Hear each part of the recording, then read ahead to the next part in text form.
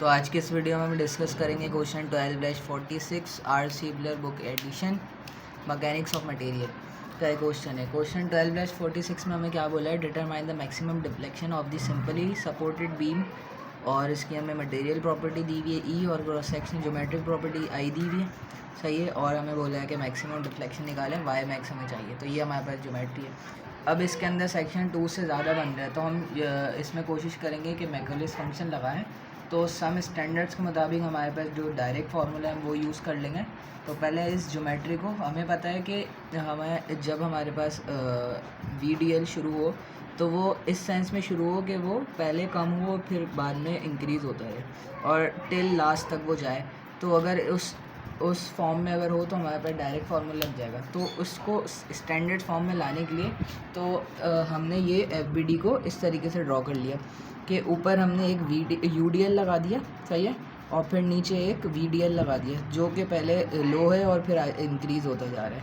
तो अगर हम इसका इफ़ेक्ट देखेंगे तो ये कैंसिल हो जाएगा, तो ऊपर फिर टॉप से इस तरीके से आ जाएगा जो कि हमारे पास फिर अपनी क्वेश्चन में गिवन सवाल बन जाएगा, सही। तो अभी हमें इसके अंदर रिएक्शन चाहिए होंगे। यहाँ पे हमारे पास पिन सपोर्ट है तो AX और AY दो रिएक्शन आ जाएंगे, और यहाँ पे रोलर सपोर्ट है तो हमारे पास एक रिएक्शन आ जाएगा BY।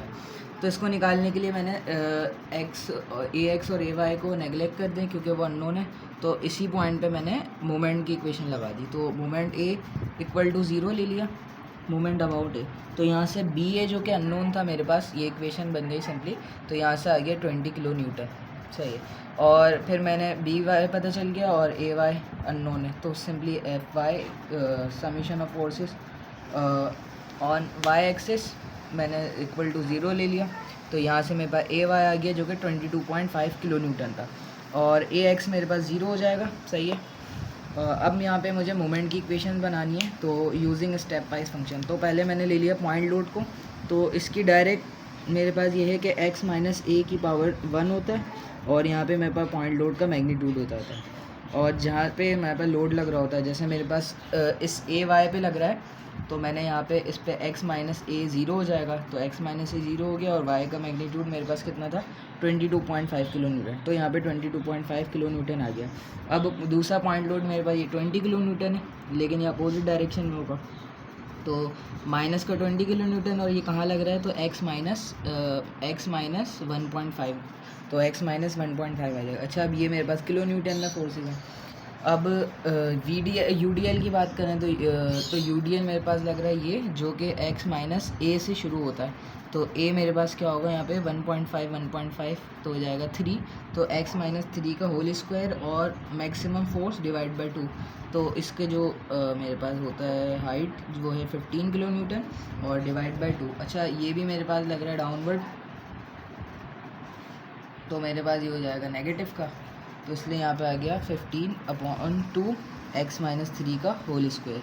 अब VDL में भी मेरे पास a जो है वो 3 है, लेकिन यहाँ पे x - a का क्यूब हो जाता है। ये स्टैंडर्ड फार्मूला है, टेबल 12-2 के अंदर मेंशन है। तो यहाँ पे आ जाएगा x - 3 का होल स्क्वायर, और फैक्टर में इसका जो कोफिशिएंट होता है वो होता है m,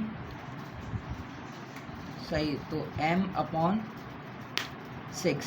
तो यहाँ पे m जो मेरे पास स्लोप है इस लाइन का वो हो जाएगा मेरे पास हाइट डिवाइड बाय बेस। तो हाइट इसकी 15 किलो न्यूटन है, बेस है 3 फीट, तो 15/3 मेरे पास इसका स्लोप हो गया, और डिवाइड में 6 आ गया जो कि फार्मूले में कांस्टेंट है। तो यहाँ से VDL भी आ गया। मोमेंट की इक्वेशन मेरे पास बन जाएगी जो कि m1 + m2 + MUDL और + MVDL, ये 4 फैक्टर्स की वजह से। तो यहाँ पे सिंपली मैंने m1, m2 और UDL और VDL वाली मोमेंट की वैल्यूज पुट कर दी। तो यहाँ से मेरे पास ये इक्वेशन बन गई, और फिर मैंने अरेंज करके ये 215 काट दिया, और यहाँ से ये कैंसिल हो रहा था 3 5 सा, तो 5/6 आ गया। अब मेरे फ्लेक्सर इक्वेशन पता है कि EI d², फ्लेक्सर इक्वेशन है मेरे पास EI d²y/dx², सही है। तो ये मेरे पास फ्लेक्सर इक्वेशन है = मोमेंट अलोंग x। तो यहाँ से मेरे पास mx की इक्वेशन मैंने डाल दी और इसको एक दफ़ा इंटीग्रेट कर दिया। तो इसको इंटीग्रेट करने में मेरे पास ये इक्वेशन बन गई x² / 2 whole square divide by 2, इसका भी होल क्यूब डिवाइड बाई 3 और होल पावर 4 डिवाइड बाई 24 और एक आ गया कांस्टेंट C1। इसको मैंने बोल दिया इक्वेशन 1। अगेन इंटीग्रेट करा तो यहाँ पे मेरे पास ये इक्वेशन आ गई 2। अब मैंने बाउंड्री कंडीशन अप्लाई करी कि एट x इक्वल टू 0 जब क्वेश्चन शुरू हुआ तो यहाँ पे मेरे पास डिफ्लेक्शन 0 हो जाएगी, क्योंकि डिफ्लेक्शन कर्व मेरे पास बनेगा कुछ इस तरीके से। सही, तो अब यहाँ पे मेरे पास डिफ्लेक्शन x 0 पे 0 हो जाएगी, तो मैंने सिंपली x 0 पे डिफ्लेक्शन 0 पुट कर दी, तो यहाँ पे मेरे पास y 0 हो गया और फिर सारे x वाले फैक्टर 0 हो जाएंगे और आखिर में क्या बच गया C2। तो C2 इक्वल टू 0 आ गया पहली कंडीशन से। अगली कंडीशन क्या है, x इक्वल टू 6 पे मेरे पास y भी 0 है, तो यहाँ पे मेरे पास y 0 हो गया, लेकिन x की वैल्यू पे मेरे पास 6 पुट होगा। तो यहाँ पे जब मैंने 6 पुट करके सॉल्व करा तो पहला फैक्टर ये आ गया।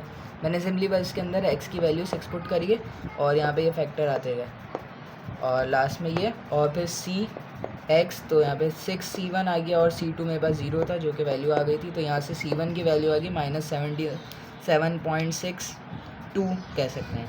सही है, अब मुझे पता है y मैक्स कैलकुलेट करना को बोला है।